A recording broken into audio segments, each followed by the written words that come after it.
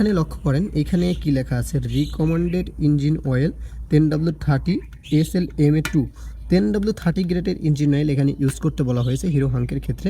দ্বিতীয়ত কি লেখা আছে দেখেন, এখানে লেখা আছে engine oil to be topped up at every service at 3000 kilometre and to be changed at 6000 kilometre. দেখেন, তো এইখানে বলাই আছে যে 3000 কিলোমিটার পর এটাকে টপ আপ করতে হবে, অর্থাৎ ইঞ্জিন অয়েল চেক করে দেখতে হবে যে কতটুকু কমেছে।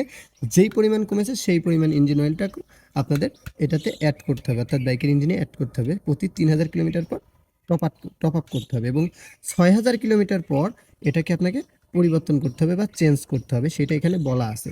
তারপরেও আমরা কি করি, আমরা প্রতি 1000 কিলোমিটারে ইঞ্জিন অয়েলটা ড্রেন দিয়ে দিই। আমি আপনাকে বলতেছি না যে আপনি 6000 কিলোমিটার চালান, বাট আমি আপনাকে যেটা বলবো সেটা হচ্ছে আমরা কি এটা অপচয় করতেছি না? অবশ্যই অপচয় করতেছি। কেন?